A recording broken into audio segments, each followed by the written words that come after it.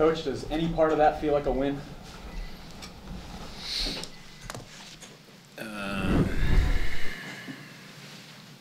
No. No. No. I don't know how to elaborate on that because it's a draw. Yes, we came back. Yes, okay, you can talk about the time we came back in Montreal, and it gives the team, you know, some spirit, life, you know, whatever. But at home, we got to do a better job of, you're not going down by 3 goals. So that's the sting, that's the hurt, that's the feeling of frustration. The only comment I would make is that the fight and the determination of that group of players is the mentality of champions. That's what I would say. That's the positive. That's the only positive. Maz? Brian, what changed in the 54th minute when they scored their third, and between 54 and the 75-minute mark when you guys scored your first goal? What changed? Yeah, on the field, on there. Was there anything that... Nothing. I mean, we were controlling the match from, you know, early parts of the first half, and, you know, they were fortunate to get that first goal. Allowed them to, you know, tactically play a little bunker and counter game, which they did very well. But I think we're on top of them from, you know, early parts of the first half. Harvey?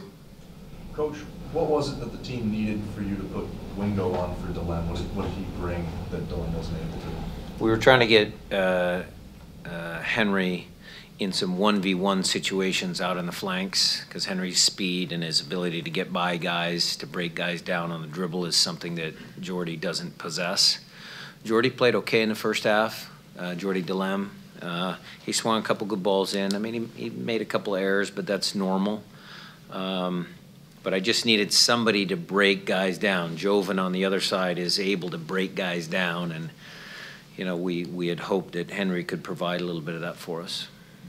Steven?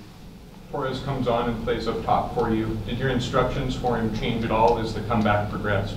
Nope. He was a forward when he was younger. He told me that today. He was sent in to go up front and to, you know, get on the end of crosses and lofted balls in the box, and he did that. And when we went at 3-3, we kept him up front on purpose because I felt that we could get another one. So we kept him up there.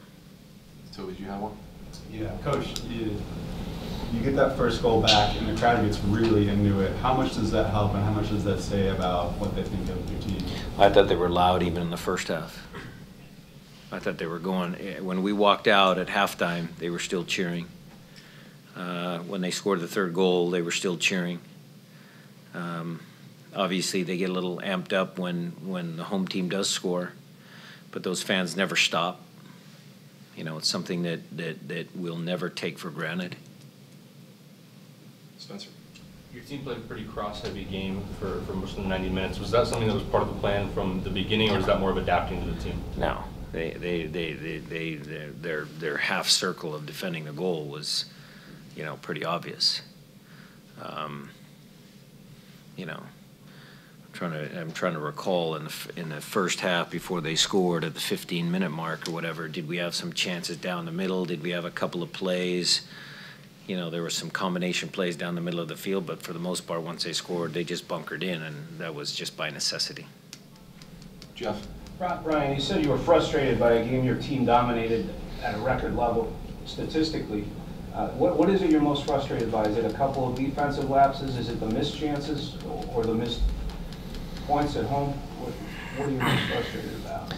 Jeff, I think what I'm most frustrated about is, again, those guys put so much effort and so much of themselves into the team and into the game, and they cannot reward themselves with a performance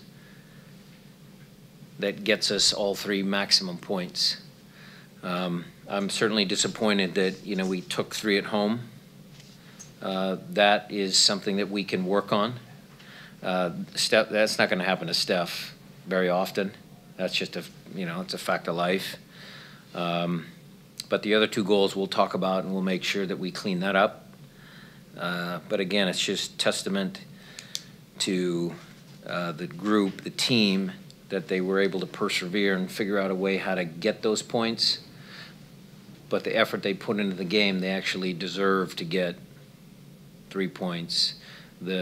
Some of the soccer, I know the stats are kind of way out of whack. I mean, 75% to 25 possession, 734 passes. You would look at that and you would say, yes, that team deserved 3 points. We know that life isn't always fair, and so that's part of soccer, part of what makes our sport so great. So in a long answer, that's what I'm disappointed about. Pats? You mentioned the mentality of champions, but Will wasn't on that MLS Cup team last year. He seems to have a way of popping up in key moments. What do you think it is about his game that sort of allows him to come through in the clutch like that? His instincts inside the 18-yard box are tremendous. I mean, they're tremendous. He'll watch the flight of the ball, and if he can't get on it, if it's going over his head or it's going to someone else or somebody else is challenging with a defender on the opposite team, he'll put himself in a position where he thinks the ball might drop. So his instincts inside the 18-yard box are what makes him such a good goal scorer. Right there, yeah. Coach, there's a guy from Panama. Going back to Roman, and when he came into the game, were you expecting him to draw the defenders? What was exactly what you asked from him the moment he came into the game? Well, we weren't expecting him to play at all, really, because he wasn't quite 100% healthy. He is a team guy, and so he did his team a good service by coming into the game late to help us, get a 3-3 draw. His instructions were to play up high on the last line and just try and get on any sort of headers, any crosses, any free kicks that we were able to get inside the box. It was his job to, make sure that he was there first, and, if he could score, great, or he headed that one back across and, the guy chested it out of the way, just be dangerous inside the 18-yard box. You had a ton of possession in the first half, but you're down 2-0 for a couple of mistakes. What was said at halftime in the locker room? I can't remember.